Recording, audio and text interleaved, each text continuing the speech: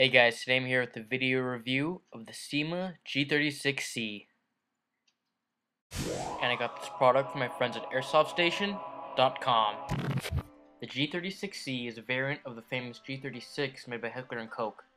Firing a 5.56 by 45mm NATO round, it has made a splash around the world. Once you take the top off of your plain cardboard box, what you first take out is the battery. It's an 8.4 volt, 1200 milliamp per hour nunchuck battery with a small Type to connector.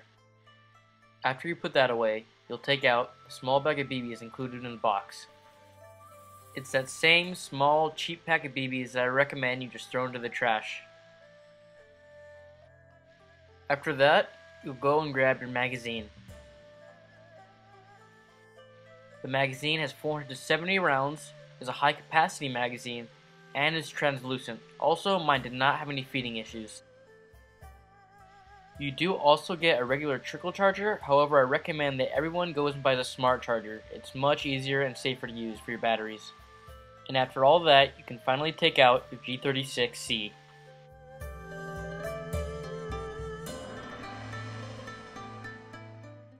And before we get too in-depth into the review, let's start with the tech specs.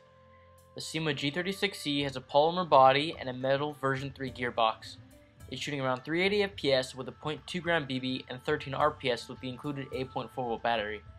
It's got a brass 6.08 regular barrel and an adjustable hop-up. It comes with an 8.4 volt battery and has Picatinny rails for mounting accessories. Right when you look at the body, you're able to tell that it's a much better build quality and material than your average JG out there. And predictably, you get your full auto, semi-automatic, and safety selector switch. It's also fully ambidextrous, as you can see here.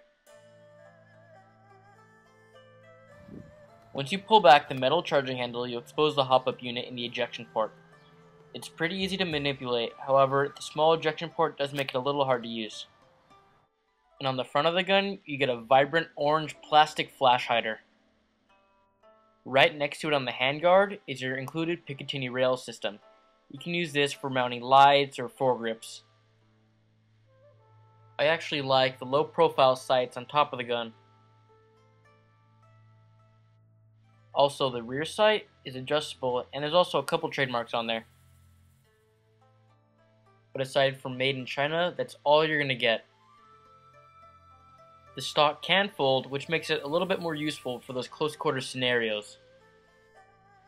A second useful feature of the stock is a series of holes right here. They're used for storing body pins.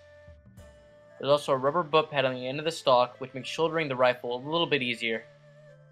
The magazine release is pretty stiff, and it does its job well. Also, when I did the shake test, the only noise I could hear were from the gears inside the high cap magazine.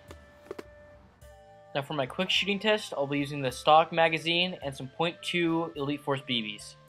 And remember, always use ANSI rated eye protection when shooting an airsoft gun.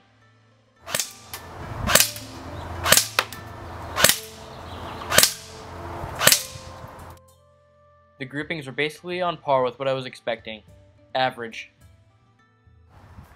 However, one thing that I learned was that unlike most China-made guns, the gearbox does not lock up when shooting in semi-auto in quick succession.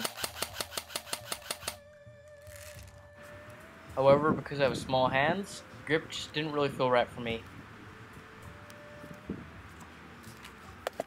And when you look closely at the body, there were definitely seam lines on the top and the bottom.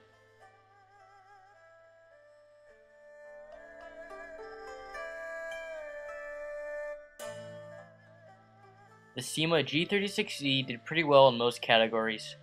In build quality, performance, and aesthetics, it fared well. However, in accessories, the only real good thing was the magazine. It got a price point of $159, and my value for the price is 7 out of 10.